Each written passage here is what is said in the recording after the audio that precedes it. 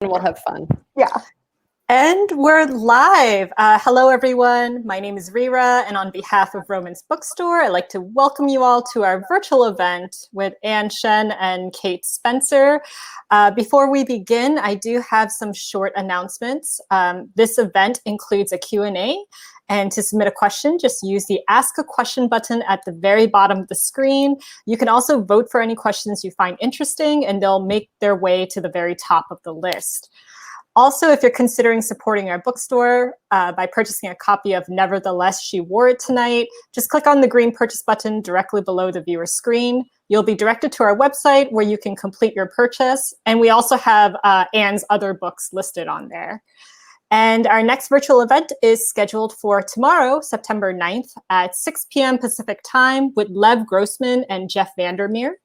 You can learn more about our virtual events on our website's calendar and by following us on Crowdcast. And with that said, let me introduce our moderator, who will then properly introduce our guest of honor. Kate Spencer is the author of the memoir, The Dead Moms Club, and her writing has been featured on Cosmopolitan, Rolling Stone, The Washington Post, Esquire, Salon, and more. And with that said, I'm going to pass the screen over to our guests. Enjoy the talk, everyone. Hi, Anne. Hi, Kate. I'm so happy to be here with you virtually. Me too. Thank you so much for doing this with me. Well, Anne, before we get started, I feel like I'm interviewing you on a podcast. Before we get started discussing your amazing book, which I'm obsessed with, let me introduce you, even though I know everyone here is well aware of your talent and wisdom and work. Anne is the best-selling author and illustrator behind the new book, Nevertheless, She Wore It, 50 Iconic Fashion Moments. This is my copy. It is on my coffee table in my living room. And you also know Anne from past works, Bad Girls Throughout History and Legendary Ladies. And I'm just thrilled to get to be here with you. I'm a big fan of your work. I'm glad to be your friend. And I'm so excited to talk to you about how you developed this from an idea up here into this beautiful book that we get to hold today. So I would love to know the moment when this landed, the idea for this landed in your head. Was it kind of a longer process, or did one day the light bulb just go off? It was actually a longer process. I started the development process for my next book after my second book came out, and I actually didn't have an idea already, which I did for the first two.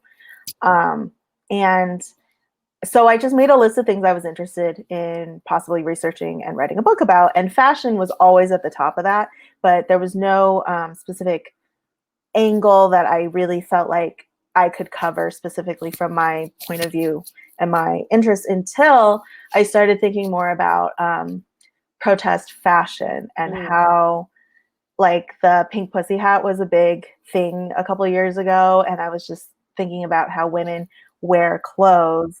Women, historically a group that hasn't always had a voice, was able to utilize it and like come together through one article of clothing. And I know that's happened throughout history. So I was like, let's start going down this rabbit hole. And then the idea developed, especially when I was talking to my agent, and someone in my agency came up with the idea of the name as a joke. But I was like, that's exactly the idea. Yes. Like, it's perfect. And so that's kind of how it came to be. And I just wanted to talk about fashion in a fun, interesting, feminist, modern way. I have a pen because I'm taking notes as you talk, because forever a student. But I love that you mentioned this idea of protest fashion, and it made me think about how in 2016 I wore a white suit to go vote. I'm wondering, have you had a moment where you've used fashion as a form of protest or self-expression in that way? Well, yes, I've been told before by she was very young niece that I was wearing red lipstick, and she said, "You're wearing too much makeup." And my brother-in-law then went on this tirade about how he doesn't want her to learn to care about those things, blah, blah, blah. So now I just always wear red lipstick as a F you. I don't care what you think, because you know, I am my own person and it makes me happy. I'm not wearing it for anyone else. And so the more I wear it, the more powerful I feel because it's my body and it's how it makes me feel good about things. Also, what an incredible role model you are for your need, like seeing people express themselves how they want to be without being concerned about those opinions. Those are the kind of role models we need. Right? That's why I was looking for them with this book. I was like, I can't be the only one who's been told you're too much in this life. I mean, I know I'm not the only one. Well, then let's talk about how you picked the people who perhaps have been too much at one point, or were viewed that way when these specific looks came out. You have such an interesting, diverse, vast group of women in this book. How did you kind of formulate the list? Was there anyone that you like had to remove that you didn't want to? What was it like? It was hard because there are so many different angles to talk about this from. I definitely had to pull together some protest fashion, obviously. Like the Suffragettes were a huge trailblazer in terms of using fashion to really like support a cause. But then I also chose a lot of individual moments that I personally remember or just remember, maybe I didn't live through, but I know it was what the kids call today, a cultural shift. Like, you know, like it was, there are things where for us, it was like when Lady Gaga wore her meat dress or when Little Kim wore a pasty and like made out of sari fabric, or when Marilyn Monroe wore the naked dress, like to when she was singing JFK's Happy Birthday song and everyone was scandalized. So it was moments like that I wanted to include because it was about the individual's expression just as much as it is about coming together and how fashion can be a tool, a powerful tool individually to either stand apart or be part of something. I thought that was a really interesting choice. You have like large cultural moments like bloomers. And then you have the individuals like the Jlo dress, which is another iconic. And it's interesting too how so many of these moments start out as quote scandalizing and then go on to become kind of mainstream. Is that something I know we're not all wearing meat dresses. But I mean, maybe you are in your under here. I'm wearing a meat skirt. Right. What you don't see in the Zoom, it's all meat. It's for me. That's right. But how have you kind of seen, or what is your perspective on the way these fashion moments that often are scandalizing evolve or become kind of culturally accepted and then revered? I think it's funny because it requires someone to really push that envelope first before people really want to. And either it's because it's not culturally accepted yet. For example, Mary Tyler Moore really pushed to wear capri pants on the Dick Van Dyke Show. And everybody was scandalized because the advertisers were like, there's too much cupping. And everyone was like, what are you talking about? And they're like, there's too much cupping, down there. And they met her butt and she was like, but this is what me and all my other friends are wearing actually at home. Like, this is what real 50s housewives wear. And so they would start to like sneak it in. Like she would wear it while carrying the laundry and they'd be looser pants. And then they slowly get, tighter. And these are just capri pants. And this was maybe a couple decades after Katharine Hepburn was wearing like tuxedo pants and Marlene Dietrich was wearing pants like in film. But this was different because this was television. So it was in people's homes. But it was once people saw it in their homes, some people were already doing it. And she wanted to represent what people were already doing and how they really lived, how women really lived. And now, obviously, most people wear pants. Because it's just a comfortable choice. It's funny how that was such a scandal. Yeah. Is there anything that you, and I'm just kind of thinking on the top of my head, that you see happening now that we view as scandalous that you think might shift in terms of fashion? I don't know if there is one. I'm wondering. I mean, if anyone can shout one out, by all means, participate in the question area if you feel like we're missing an answer or have a question or a thought. But I wonder if there is anything happening right now. We'll have to come back to it because I do think that's a really interesting way. Like if there's anything people can wear that's still shocking. or represents a cultural shift that's maybe happening Yeah. right now. I think there's a big thing happening with natural hair. Yeah. Because it's something that has been suppressed for so long as part of the racist institution. And I didn't even really know about it until I was researching more about natural hair and the Afro and the Black is Beautiful movement in the 70s, but how we still to this day discriminate. Employers can discriminate against potential hires for natural hair. So it's, and I think there's just like an embrace of culture that way that we're understanding the status quo is actually kind of racist. Yeah. I think another thing along those lines too is that we are hopefully, or I'm speaking for myself as a white person, gaining a deeper understanding in the way we've appropriated fashion and style from other cultures and claimed it as our own. And it's been an ongoing practice for centuries. Yeah. And I do hope that shift is starting to happen. Yeah. And I think that there's also a celebration of culture that, for example, in my do-rag entry, that was really interesting for me because it was twofold, because women originally wore these tignon wraps that were hair wraps that were required by Louisiana law because they didn't want free Black women to be too tempting to white men. So they forced them to wear head wraps over their hair. And then at the same time, like maybe in I want to say it was the 50s, 60s, 70s, Black men started wearing do-rags as a way to set their hair. But now you see Rihanna wearing a crystal do-rag on the red carpet to accept an award. You see Solange wearing a do-rag at the Met Gala. And it's just so interesting because it's both women wearing something that's traditionally men and then also something that's traditionally Black in culture. But it was something that you would like wear at night, not out, because you need to set your hair, and you're bringing it to light, and the people who recognize it and see the power of seeing that on the red carpet, seeing that on a celebrity coming out to say this is something that we all know about. And I think that's very interesting and very inclusive in a way too. I mean, similar to the capri pants in a different situation. Yeah. Who are some of your personal style icons? Oh my gosh. I love Dita Von Teese because she's such a self-made woman. And I love that, like, she's such a pioneer of the eccentric and people who just really go for their look, even if it's not necessarily what she looks like, but it's just like people who are truly themselves in the way they express themselves visually.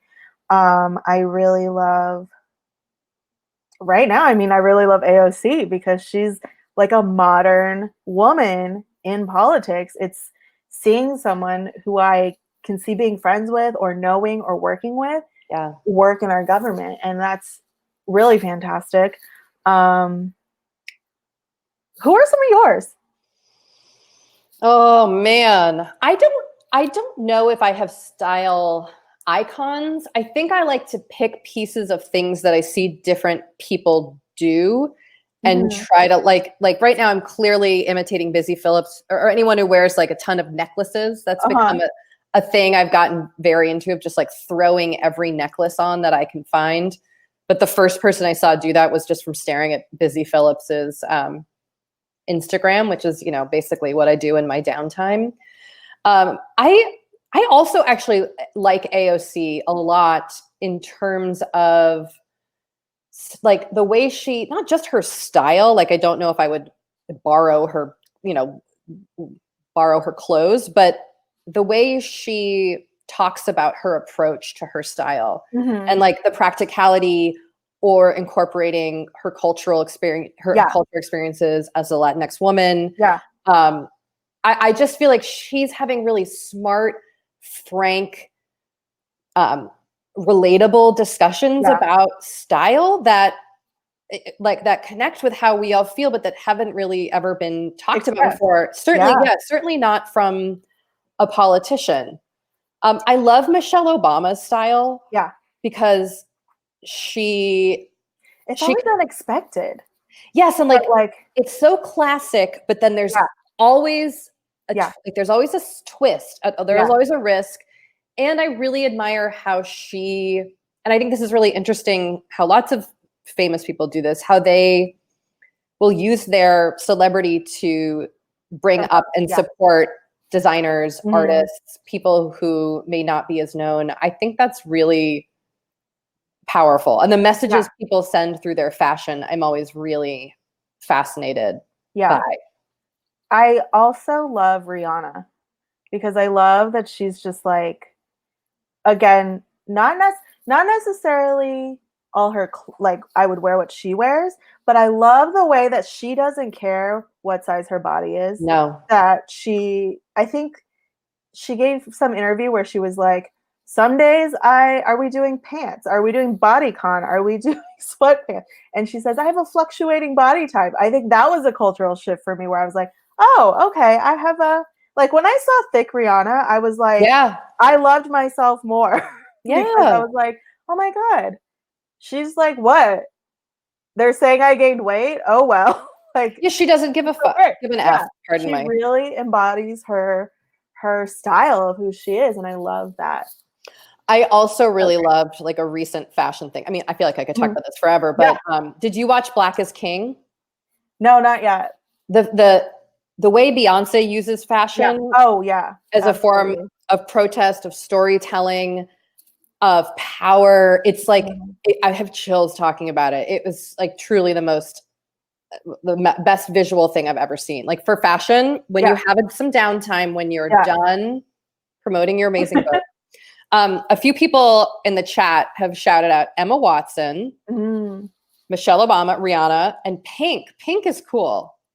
She is really cool. Like she is someone who talks a lot about being judged for what she looks like. And now she has a daughter who like she has to talk through in this world about it too. And it's also very empowering.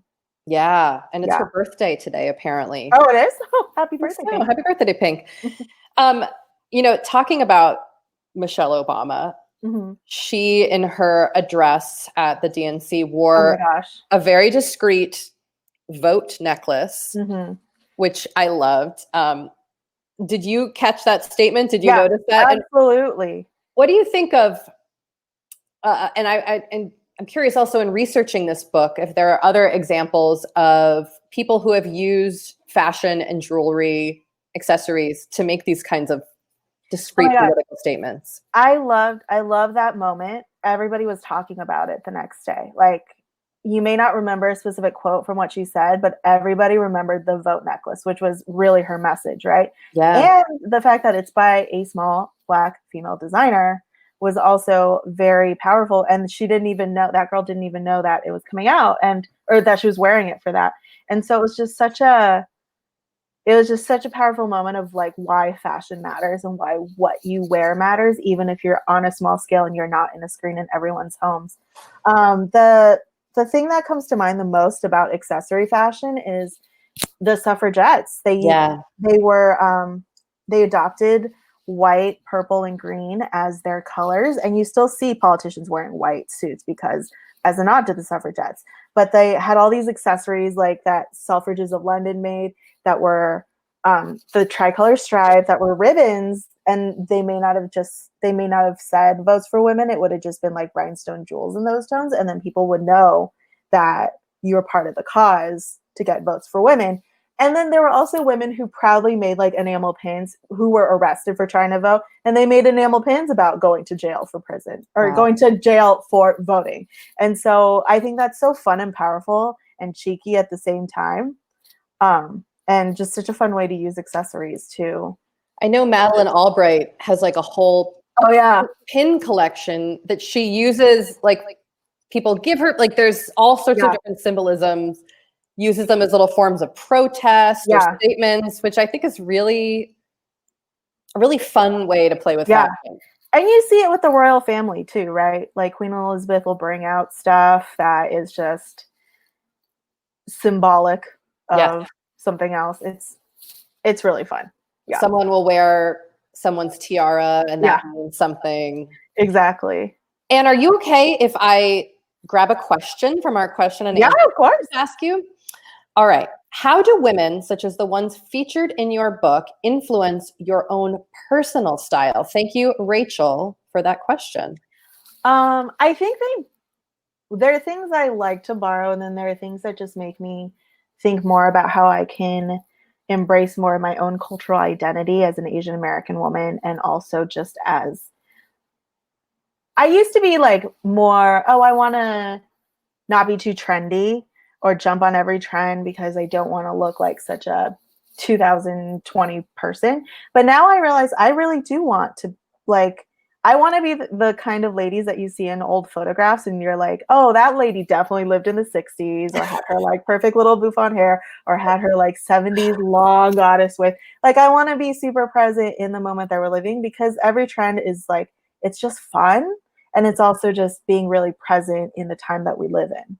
So I think that's kind of what it's taught me. And then also just to wear whatever the F I want because it doesn't matter. It's like, at the end of the day, it really is for me, right? And I think this pandemic has really taught us that whatever we do, like if we put on makeup, if we don't put on makeup, like we know we feel better when we look nice to ourselves. Yeah.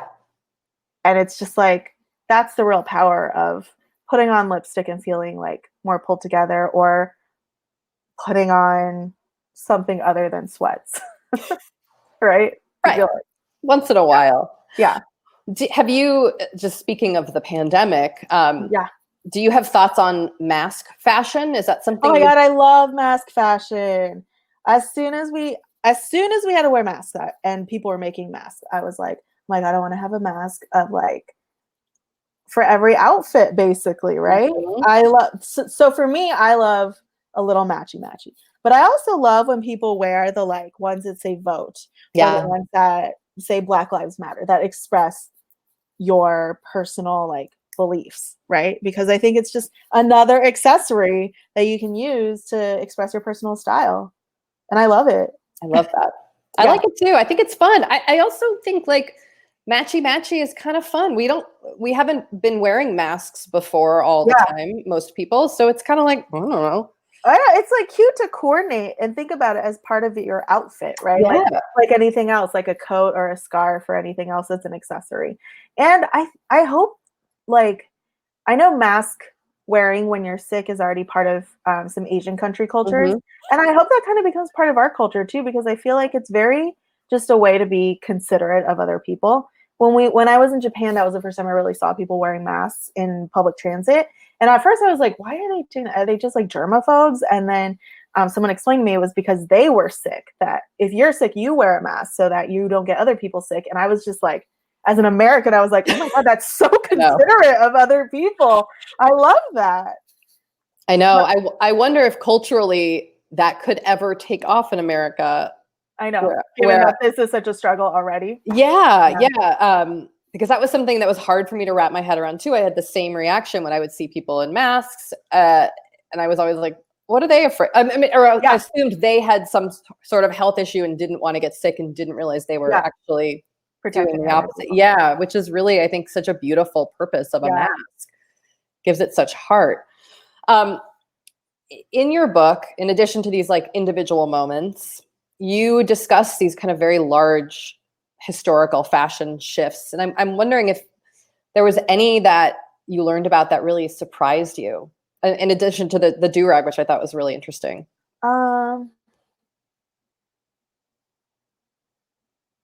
That surprised me. Or were there any that were new to you, or that you didn't know about kind of before you started? I didn't know about the rebozos that Mexican Adelitas used to smuggle in babies and weapons during the Mexican Revolution. I didn't either until I read it in your book. Yeah, and then reading that Frida Kahlo wore her shawl like as a nod to that is just like such a beautiful callback to like the cultural connection and to just strong women that came before you. That was a really beautiful story to research. Yeah, that was beautiful. Yeah, and also the Pachucas in Southern California and the whole Zoot Suit riot and that whole uprising was so interesting too, because it was, growing up in Southern California, I definitely see a lot of like the descendant of that, which is kind of Chola culture. It comes from that Pachuca culture of the way they dressed in like zoot suits and like red lipstick and big hair. Yeah. And it's so cool to know the history of that and how that was like Mexican American youth claiming their own identity from this separate, like, because I have immigrant parents and I definitely understand that clash of culture growing up where you're like, I don't know this culture that my parents grew up in, but I'm not fully accepted in this culture that I'm growing up in. And I can't, like, I wouldn't be able to do as many things or the things that is normal to this culture now, like go to sleepovers and stuff until I was much older, because my parents would be like, why would you do that? That's so weird. And no, you definitely can't. And it was just that struggle and then trying to express that. But then also not being accepted by the culture you're growing up in either. I mean, I think I didn't experience that as much, but just reading from what the Mexican youth grew up with, especially with the super racist police, it's very, it was just like a very tough place for them to be in, and just having that self-expression, having like dance clubs to go to. So cool. Yeah, I loved, there was what I really enjoyed in your book was how much learning I did. Oh, like, cool. like historical learning was there's a lot in it that I just really didn't know. And so many things we take or just make assumptions about in fashion and style that it's just like, oh, that was like a trend, but not know this really rich history behind it. It's one of the reasons I think your book is so fantastic. Okay, so let's talk about some of the people in your book, because you have been contacted by a few of them. So can you tell us what that has been like, the reception you have received, both from us everyday people, but also some of the more well-known people who you've written about? So we were able to send it to some of the people who are in the book, which is really exciting for me, but also very nerve-wracking because I'm always like, oh my God, I hope I did them justice and I didn't offend them. And one person I heard from was Lena Waithe, who sent me a really nice voice DM through Instagram.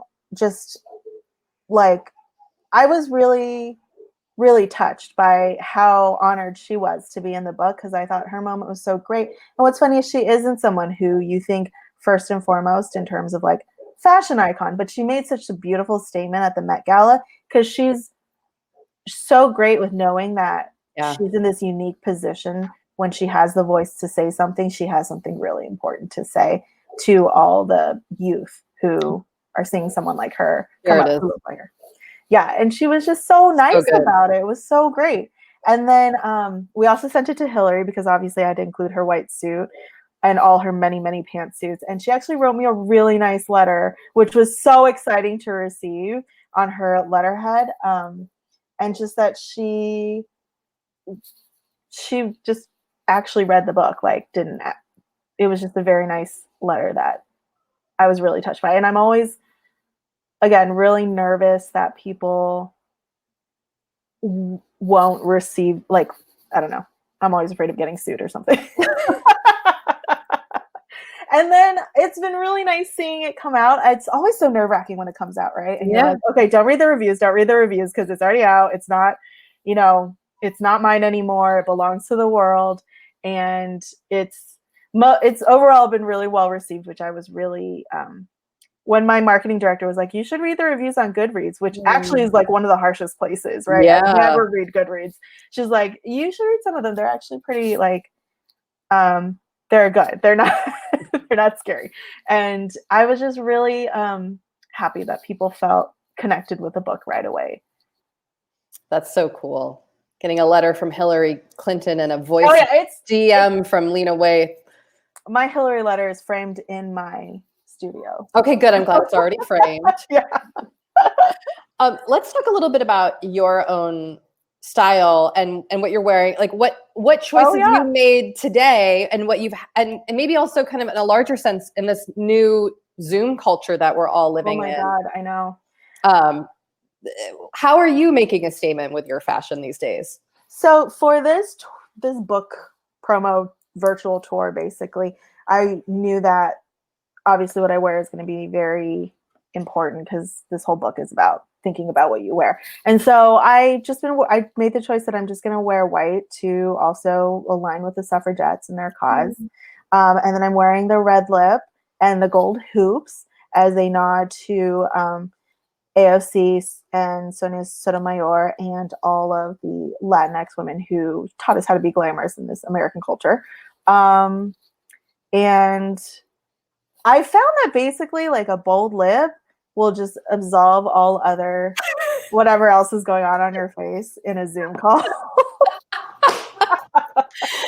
Your bold lip is my like big glasses. That's yeah. Let's talk about your what about you? Because you are doing a lot of Zooms too. I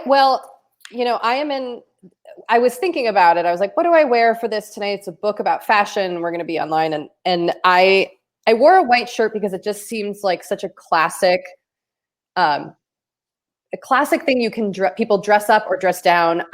I love a crisp white shirt. Mm-hmm. I feel like I'm always seeking a great one. And then I have on like Eileen Fisher pants because I am a middle-aged woman. And also I really value comfort in my clothing. And more than anything, I want to be comfortable. So I did not wear this as a nod to the suffragettes, but I love that concept. And then I have been wearing blue light glasses, and I have found like I have a bunch. And I was showing you earlier, like I have these ridiculous ones. I love those. Those are very like your Iris Apfel. They're very Iris Apfel-y. And they horrified, my husband and my children, but I was that's what I want. Like I don't want to not be noticed. Like I want to be jarring. And I don't need to be beautiful. I think it's interesting to have choices that make people like take a step back, or they don't quite know what their reaction is. Or like you made a choice. Like, wow, you made a choice there. And it's like, yeah, it is very, I feel that way with lipstick. Like people wear lipstick everywhere. And a lot of people wear lipstick that's like, like a pink, similar to your lip, or what do they call that? Your lip, but better color. But like if you wear a bold color, like a red or a hot pink or black or purple or whatever, suddenly people are like, whoa. And it's like, it's been there the whole time. What's interesting, I also love the lipstick chapter was another one I really liked because again, like I really like wearing lipstick of color, like bright, bold colors. But then I came across this article about how in North Korea, women were using lipstick, so it's illegal to wear any makeup in North Korea. Wow. I think it's illegal to wear any makeup. And then like the North Korean regime has their own beauty line actually that you're supposed to use. And I think if you use any of it or you wear anything, it's supposed to look supernatural. So what North Korean women have been doing, there's this whole like underground trade where women are selling them cosmetics from South Korea. Wow. And that's their quiet rebellion. Like their makeup looks like their skin, like they look like they're not wearing makeup, but in wearing that lipstick, it's their quiet rebellion. And I think that's so powerful. And so it just speaks to the power of beauty to make you feel like you have ownership over your own life, that they're willing to sacrifice and risk just to buy a tube of lipstick that we take for granted. Yeah. Here, right. That's incredible. I did not know that. It's so interesting. Well, I also loved how you featured Frida Kahlo, but you did the unibrow, which is her body hair. Yeah, it's body hair. It's a part of the body, but it is still a statement. And also it's interesting how body hair is a fashion statement.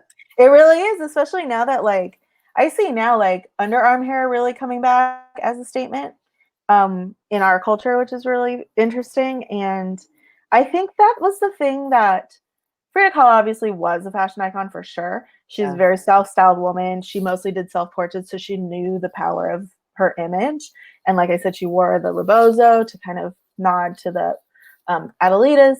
But I find that on all her images now that we see on like gift stuff, most of the time her body hair is like airbrushed out, I guess. Even though she painted herself with her mustache and her unibrow. So that was a choice for her to keep her body hair and also just embrace it because it is something that's not seen as traditionally feminine, right? And what's funny is like women are so pushed to present a certain way or actually men are too. And femininity means certain things, but it doesn't necessarily mean what's natural to our bodies. Because so many women have hair everywhere, but we're supposed to be hairless, but then also have really thick eyelashes and thick eyebrows somehow. Like, this decade, but 20 years ago, our eyebrows were supposed to be like little like pencil lines. And then it's crazy how just something as small as eyebrows is so regulated of what it's supposed to look like. Well, speaking about regulating or kind of consuming people's fashion choices, before we get to more questions, let's talk quickly about Kamala Harris's Converse, because that's kind of been the hot fashion story of the week. If you are not familiar, vice presidential candidate and our California Senator Kamala Harris wore Converse with her suit getting off a plane on the tarmac, and it looked great. Photos are everywhere of it, which really just highlights like how, like, what does Joe Biden wear on his feet? I don't know. Like, what does our current president wear on his feet? We don't know, but we're looking at Kamala's feet, right? Which again speaks to how much our culture likes to, I wouldn't necessarily call it police, but pay attention to basically what women wear, right? But I love that she is sending this message where it's like, I am a professional woman ready to get to work. She's amazing in her Converse, right? Like, that to me looks like a relatable politician who's working for us now. And she looks great. She just looks like someone that is ready to get to work and looks professional. Like, her Converse are neat and clean. My Converse never look that clean, but mine haven't either. Yeah, when you're saying that, I'm like, oh, my Converse look like they're from 1994. Mine probably are. Yeah. But she looks great, but it's so funny that that's such a topic of conversation, right? And also she's not wearing heels, which I think is something that a lot of people still wear, like a lot of women still wear. Like, pants weren't even allowed on the floor of Congress until 1993 for women. So absurd. So crazy. So now we have her wearing sneakers on the campaign trail, which I love. Just so great. I went to see Elizabeth Warren speak in Los Angeles last year, and she wore like little sensible heels while she was talking, and then changed into sneakers and came back out to do her meet and greet. And I loved that moment of just like, this is what a regular person would do if they had to stand for 5 hours. Yeah. You would put your sneaker on, your comfortable shoe. I love it. All right, let's take a couple more questions here. Morgan asks, what's a moment that didn't make the book that you wish you could have included? Oh my gosh. There were so many. There are a few that were very, very close that I ended up cutting just because I felt like there wasn't enough context to write a whole entry about. There was like Beth Ditto walking the runway at Marc Jacobs. There was Grace Jones in all her amazing suits. There was the platform heel in the 70s and what that meant. There were a lot that I couldn't include, but it's great. I feel like with all my books, I mean, I'm just barely scratching the surface of like a million years of history. I mean, 2000 alone in our own current modern history, right? That's recorded. Yeah, I can imagine that's a hard part of, you could just kind of keep going on and on and on, which is why hopefully you will write a sequel to this book, no pressure. Elise wants to know, what is your favorite outfit that you have worn that makes you feel your best? That I have worn? Oh my gosh.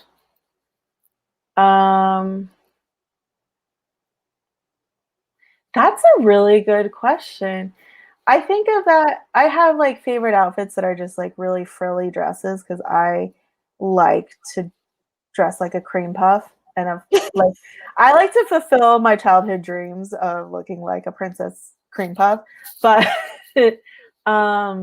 like something that I always go to is I have this like black Reformation dress that's in Jersey that's just super comfortable and has pockets, but also like looks very flattering no matter what size my body is that day. And that's something that I always feel confident in too.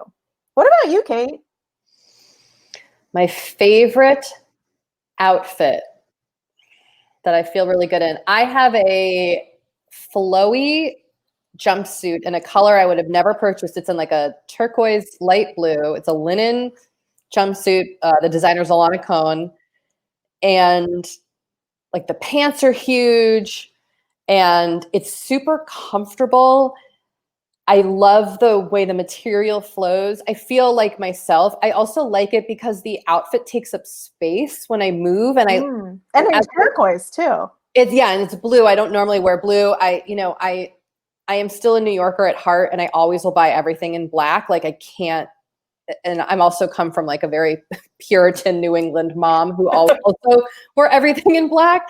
So it's hard for me to shake. Like learning how that colors can be fun to wear and like are also quote practical has been like, I'm still learning that at 41 years old. Like so this outfit just feels good. I love the style and I love the way it moves. And it's definitely a quote choice, but that is, I'm having more fun, like taking up space with fashion in that way, like talking about big glasses and everything else. And I don't know if that's something that just kind of happens with age or if it's something that maybe happens to some people. Something that happens with confidence, right? Like as you feel more yourself and more in your skin. And I think you and I have these opposite problems because you're a taller lady and I'm a shorter lady. And so it's like, my struggle is always dressing so I don't look like a child, but I like clothes that are also kind of frilly and girly. Yeah. But I also want to be taken seriously.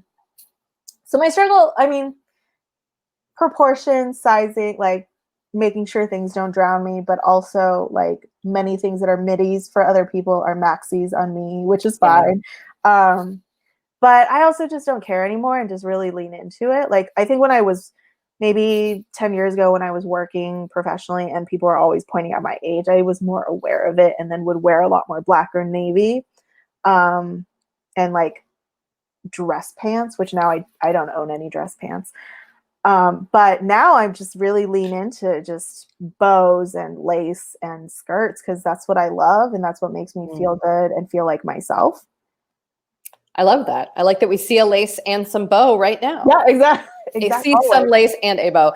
And, you know, it's interesting you say that because I like to think of fashion as for the individual, but because it's so public, it becomes something, and also just the way in which, you know, people feel free to comment or voice their opinion or like compliment or say something negative about our fashion choices. It can be very challenging to express yourself freely in that way.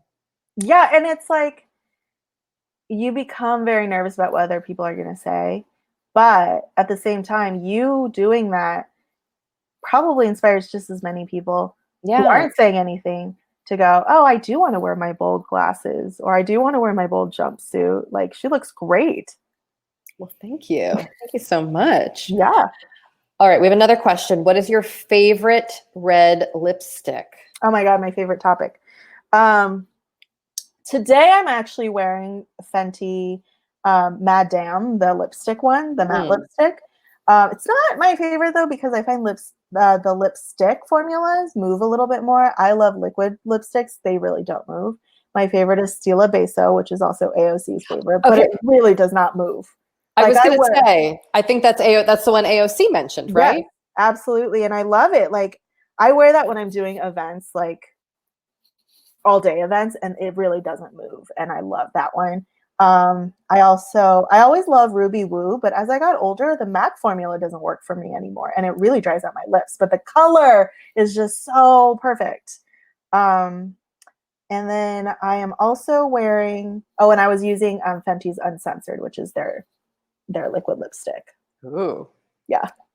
I haven't tried any Fenty lipstick, but now maybe I'll buy the Stila one first to really like commit to the lifestyle. The Stila one is like so good. It's so good. Yeah. Okay. Done and done. What is a fashion trend? What is a fashion trend you wish more people would take notice of? Interesting. Maybe just accessories, using accessories to like really express. Like, I love the Michelle Obama necklace. I love the masks becoming like political accessories, but also just like using accessories. For a while, I was really into wearing rings I was really into crystals. So then I was really into wearing rings and that were crystals that I wanted to work with in my life. That was like a huge phase, in my huge LA, California phase. But I also love like that you're wearing the multi-layer necklace. Like, I always love that look. I do too.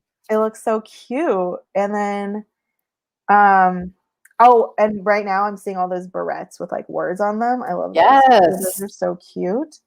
I really just want people to like dress the way that they want to dress. Like, I hear a lot of people being like, "Oh, I wish I could wear that." Like, if I'm wearing something really over the top, or if I've quite a few friends who have really like great personal style and always express themselves that way too, either through their hair color or through their clothes or both. And I just want people to wear like the things that they always say they wish they could wear. Yeah. Instead of playing it safe. Like, I just want everyone to feel comfortable in their bodies and themselves, especially now that we know life is so short and you never know when you get to go outside or dress up again, right? Yeah. Yes, that's very true. Yeah. Do you, another question from a viewer, do you have any inspirations from India? I'm like, personally, or for the book, was there anyone that you looked at? Or I know you you know mentioned, what? sorry, so I know you mentioned Little Kim using the Oh, sari yeah. fabric. Her she's not Indian, of course, but Yes. yeah, her pasty outfit with the purple flower fabric was cut from a sari fabric, which is really interesting when I researched that and found that out. But I'd love to know more about Indian culture and Indian fashions, because they're beautiful Yeah. and Okay, fascinating. well, yeah. Maybe you can connect with the person who asked that question. Yeah. Someone would like to know, if you could go back in history to live in a certain fashion era, what would it be?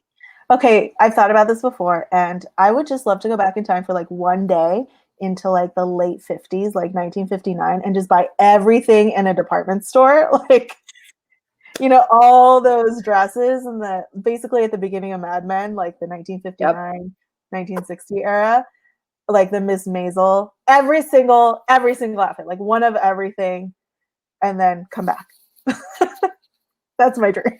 That's your dream. Yeah. I don't like all the undergarments that went with that to make you have that body, but like just the beautiful dresses that they all had. That's for me personally, like when I fell in love with fashion, when I first went to vintage stores in my teens and started looking at like 1950s, 60s clothes. Yeah. It's so interesting to hear you say that. That's like, I don't know. I don't know what mine would be.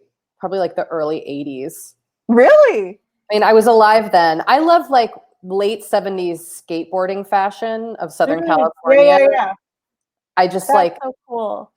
but I don't like when what you were just saying though about people who say like, I could never pull that off or I could never wear that. That's how I feel about like 50 style dresses. So maybe I need to, But I could totally see you wearing like the 70s, like the high-waisted denim. I love it. The bell bottoms, and then the really cute like crop tees and the stripes and all the cool like.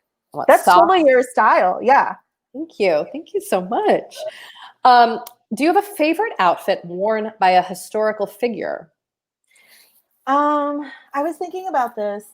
There's so many good ones, but it's not even that historical right now, but I loved when Nancy Pelosi wore her fire red coat after her meeting about the government shutdown, and she just walks out and puts the sunglasses on, and however you feel about Nancy Pelosi, that moment was real. Like, I actually refer to this moment a lot, the Angela Bassett in Waiting to Exhale moment, where she lights the car. Yes, and then just walks. Yeah, I refer to that moment like 2 or 3 times in this book, actually. But I always think of that moment as like that Nancy Pelosi moment was like a real life moment of she's just really feeling herself and she knows she's in the right that moment. that walk. I would set that walk to. Are you familiar with like the TikTok videos of the Chinese fashion influencers? That's that one song. Walking, yeah. I think they're all models, but like they walk through slow motion to this like really kind of aggressive song, and I feel like that would be perfect. I don't know what it's called, but I would. Yeah, I know what you're talking about though. Yeah, I got really into TikTok. TikTok is kind of an interesting frontier of fashion. Like you just mentioning, people express themselves how they want. I look at these like teens and older on TikTok, and they seem like they really are embracing whatever style they want. Absolutely. I see so many non-binary individuals expressing themselves so like and embrace so freely on TikTok, and I love that. I'm learning how to put on blush on TikTok from like you're supposed to put it on like here instead of down here because it drags your face down a little bit more. Oh. And then this, if you put it like in this little region, it like pulls it up. I learned this from like a 15-year-old TikToker, and it really like she did a side by side, and I was like, oh my god, the kids today, like I have hope for the future because the kids are just. What I love about it is that there's such a free exchange of information on TikTok too. Like for some reason, Gen Z is very open about teaching each other how to do everything or anyone how to do anything. Whereas I felt like before, especially like growing up in the 80s, 90s, 2000s, education felt so like just so shared only with the elite or those who could afford it. Or everything had to be a secret. Like in the beginning of Instagram, when influencers became big, it'd be like, what are you using to edit? And people just wouldn't share all that kind of information. Whereas on TikTok, everybody's like, here's this thing I made. And then here's how I did it. Yeah, that's a good point. It's so great. I love it. So many explainer videos that are very helpful. Yeah, especially for us much older people on TikTok. Are like old interlopers. Yeah. Well, it's almost time for us to wrap up. So this feels like a good question to end on. What is your next project going to be? Oh my gosh. So I'm starting my 4th book as soon as I wrap up this tour. It is going to be in the same sisterhood as my other books. But it's an idea I'm very excited and personally passionate about. So that's coming out in 2 more years though. So okay, so we'll wait with bated breath. Yeah, exactly. All right. Well, Anne. Kate, thank you so much. This has been a delight. I've learned stuff. So I appreciate people's questions and chats. This has been so much fun. Thank you so much for doing this with me. You are so fun to talk to. We could talk forever about everything. Well, we'll have to get coffee once this is all done. Yeah. Someday. Well, thank you so much, Anne and Kate. It was such a fun conversation, and I know people in the chat had fun too. Again, if you guys are considering purchasing a copy of Nevertheless She Wore It, just click on the green purchase button directly below the viewer screen. And also, if you would like regular updates on upcoming events, just make sure to follow our calendar on our website and to follow us on Crowdcast. And the replay of this talk will be up within an hour on the same URL. So if you have any friends who missed a talk, feel free to pass the link to them. And I think that about wraps it. Have a good night, everyone, and stay safe. Thank you. Thank you. Thank you.